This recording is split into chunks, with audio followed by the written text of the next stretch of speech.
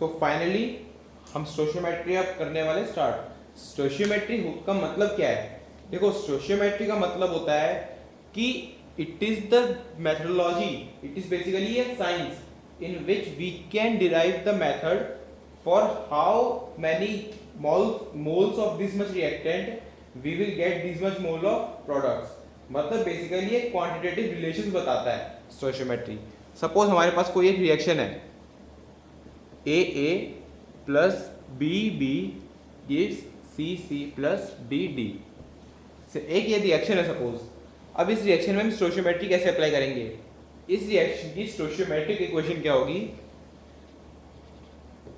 A moles of A are equivalent to B moles of B are equivalent to C moles of C are equivalent to D moles of D। देखो अब इसका मतलब क्या है?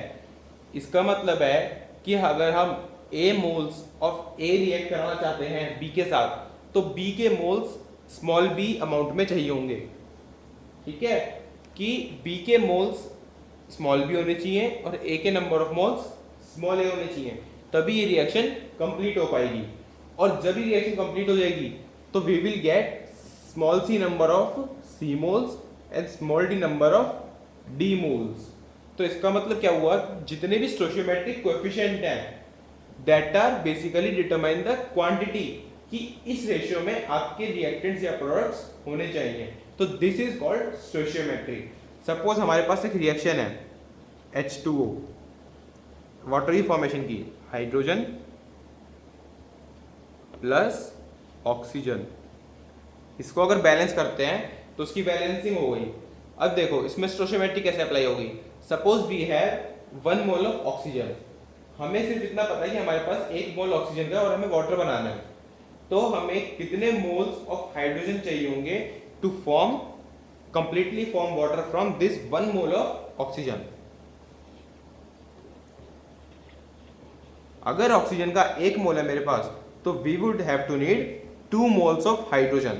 अगर मेरे को हाइड्रोजन के 2 मोल्स मिल जाते हैं तो रिएक्शन कंप्लीट हो जाएगी और 2 मोल वाटर के बन जाएंगे। सिमिलरली अब इसके किसी भी मल्टीपल में हम यूज कर सकते हैं इसको। सपोज वी हैव 0.5 मोल। अगर ऑक्सीजन के 0.5 मोल हैं तो हाइड्रोजन के कितने चाहिए होंगे? एग्जैक्टली उसके डबल, क्योंकि रेशियो कितनी है 2:1 की। तो इसमें इसका 1 मोल चाहिए होगा और प्रोडक्ट कितना बनेगा? 1 मोल। ऐसा नहीं है कि अगर 1 मोल इसका 1 मोल इसका तो 2 मोल प्रोडक्ट बन जाएगा, नहीं, वो सब बस स्टोशियोमेट्रिक कोएफिशिएंट्स के अकॉर्डिंग ही होगा। और दूसरी चीज कि स्टोशियोमेट्री में हमें सिर्फ मोल्स का ध्यान रखना है और बाकी सारी चीजें अपने आप ही अपना ध्यान रख लेंगी। मतलब क्या हुआ इसका? मेरे कहने का मतलब है कि अगर हमें स्टोशियोमेट्रिक रिलेशंस अप्लाई करने हैं तो हम वो रिलेशन सिर्फ मोल्स पे अप्लाई कर सकते हैं। ऐसा नहीं है कि अगर मैं कहूँ कि हमारे पास 1 लीटर ऑक्सीजन है तो उससे कितने लीटर हाइड्रोजन रिएक्ट कराएगी, हमें नहीं पता। उसके लिए पहले ऑक्सीजन को मोल्स में कन्वर्ट करना पड़ेगा कि ऑक्सीजन के कितने मोल्स हैं, हमें ये बताओ। ऑक्सीजन के मोल्स पता है तो हाइड्रोजन के मोल्स निकल जाएंगे। अब हाइड्रोजन के मोल्स निकल गए तो उसको मास वॉल्यूम जिस मर्जी में कन्वर्ट कर लो। ठीक है, तो वो सब हमने जो कन्वर्जन्स पढ़े थे वो अब कम आएंगे कि हमें कभी भी वेट को वॉल्यूम में या फिर वेट को मोल्स में, मोल्स को वॉल्यूम में, मोल्स को मास में कन्वर्ट करना हो तो उन रिलेशंस की हेल्प लेंगे। लेकिन स्टोशियोमेट्री की मेन एप्लीकेशन में we will just use moles. As if now we will use moles, बाद में हम ग्राम इक्विवेलेंट का यूज भी समझेंगे। लेकिन अभी सिर्फ आप इतना ध्यान रखो कि जितने भी क्वेश्चंस करने हैं सिर्फ मोल्स पे ध्यान दो कि हमें बस मोल्स पे स्टोशियोमेट्रिक रेशियो अप्लाई करनी है। बाकी चीजें मैं ध्यान खुद रख लेंगी कि अगर मान लो मास गिवन है, अगर हमें एक रिएक्टेंट का मास गिवन है, suppose mass of A is known. अब हमें बताना है कि mass of B to completely react with A, mass of B, कि हमें कितना मास ऑफ बी चाहिए होगा ताकि कंप्लीट रिएक्शन हो जाए। तो उसके लिए कैसे करेंगे? मास से तो कोई डायरेक्ट रिलेशन होता नहीं है।